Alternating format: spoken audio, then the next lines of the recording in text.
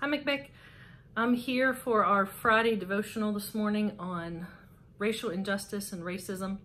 Each one of our staff members is taking a turn, just talking about our experience with racial injustice, what we're learning about racial injustice.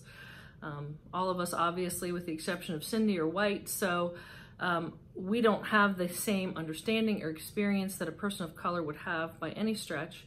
But we're all learners. We're all right now trying to understand better what we're hearing from the Black community in particular. My story with racism begins, I was born in the 60s. I know that sounds ancient for some of the young folk watching right now, but I was born in the 60s, and it wasn't uncommon at all for me to hear racial slurs within family and friend circles when I was younger. So my first experience with racism was probably hearing things that were really seriously harming and inappropriate. But alongside of that, my mom would share with us that that was wrong. So I heard from an authority figure in my life all along the way that that was wrong. So that was really helpful to me. And there were very few people of color in my school or in my neighborhood. But the people of color that were in my school, I certainly befriended when I was a youngster. I had a significant experience then with a really good friend in my 20s that really helped me to understand her experience. She was white and married to a Black man, and I really learned what her experience was like, because it was very, really tragic, because she didn't get family support in her relationships, and she and her children endured lots that was just painful and tragic to hear. I didn't really understand what my role could be in that, other than to be a good friend and a listener and to care at the time. But I've learned a lot since then. About 17 years ago, I met someone who has become a very good friend of mine. She has a master's degree in humanities. She teaches diversity. And she really began to educate me very specifically on the area of race and white privilege and things that I had just never heard of or understood. Early on, in the first few months that we met, one of the things that I said to her was that she was exotic looking, for instance. She's half Korean, a quarter Lebanese, and a quarter German. To me, she ended up looking sort of Polynesian, like Pacific Islander.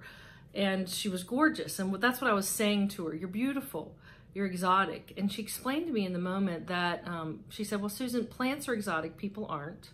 And she said statements like that sort of center on whiteness, with things that are not white being what's unique and strange and different.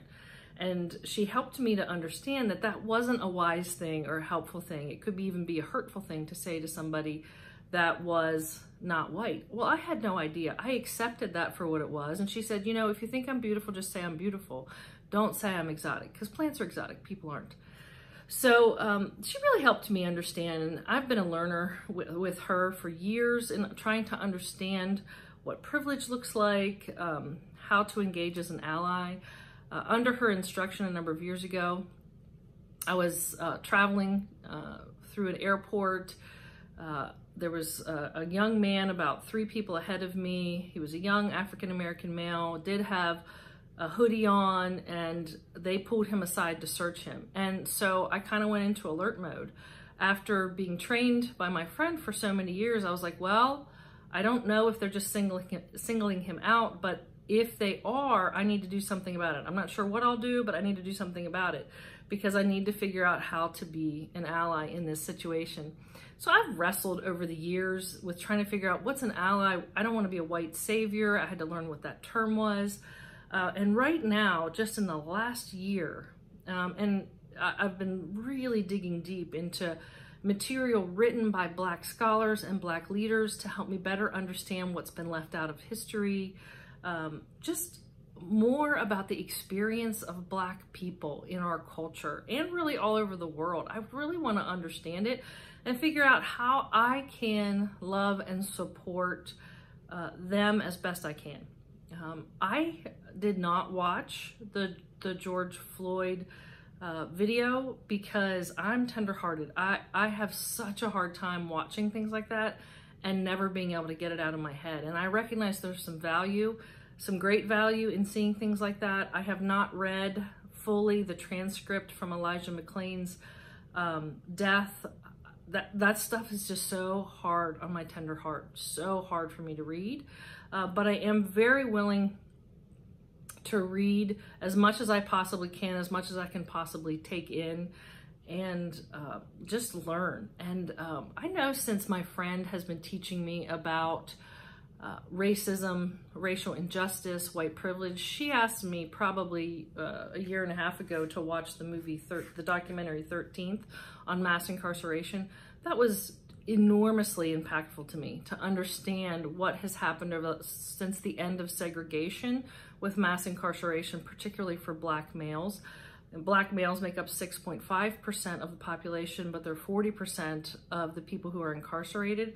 And if you really look at the facts of cases and you look at the justice system, the statistics are very, very, very different for Black males than they are for white people going into the justice system and being incarcerated. There's often much, much longer sentences, even if the background is exactly the same. The criminal background is exactly the same, the age is the same, the judge is the same. Oftentimes the sentences are much longer for Black males. And that's important for me to know. And it's important for me to understand what changed, how it evolved. So I've been a learner. Not exactly sure where I fit in the larger picture. My heart is broken. I'm praying. I'm trying to better understand. The posture I want to take with the Black community is, I love you. I'm going to do whatever I can figure out to do to help. I want to hear your story.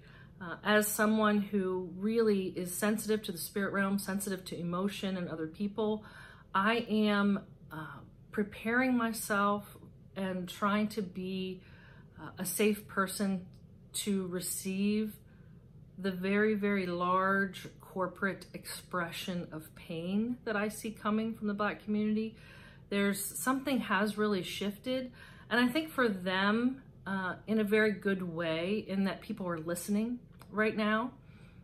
People are hearing, people outside of the Black community are listening and hearing, and I feel like it's really important to create a space to hear the pain, the suffering, not just the suffering of slavery, though that too, but the suffering that the Black community is experiencing today, the suffering that they experienced 10 years ago, that's related to their race, because there is a difference, and I want to understand that. I want to be able to hold them and love them and support them, and learn to be somebody who tries to change the system that makes things so challenging for them and so painful for them. I care about that, and I want to find ways to express that. So that's my journey. I don't know if that's similar to anybody else's or if that will be helpful to anybody. I'm very willing to talk to anybody who wants to talk about resources. I'm thrilled that on our staff, we have a small group within our staff who's working to form a little missional community that will do awareness and education. We want to learn and grow together. We want to look at our lenses together. One of the things I've asked myself in this season is, I've never challenged myself ever since I've been on staff. I'm going on my 6th year to bring in people of color, voices of color in the adult group studies. Most of the people we study are white. Why is that? I've never thought of it. I don't know. So I'm looking at a lens like that right now and challenging myself with the systems that I have control over. I don't work in the justice system, so I don't have a lot of control there, but I can pray. But within the systems that I have power over, I can start to challenge myself with, where are the voices of color? There's lots and lots and lots of Christian pastors and writers and educators who are Black, and I other than Priscilla Shirer maybe 10 years ago, I don't think in our adult group studies we've ever had a person of color be the material that we've chosen to study. And I think that needs to change. So there's lots of things like that that I think we can begin to do to really help bring representation to our community of color. I know Upper Allen is 88% white, I believe. But it's not all white. So how are we welcoming people of color into our community? And what's that like for them? And how can we help them be better represented? better cared for in our community. That's really my goal. So I don't know whether that'll help anybody. I'm heartbroken for them, and I want to love them well, and I know many of you do too. So thank you for joining us today, and I hope that you also are on the journey of being a learner. God bless.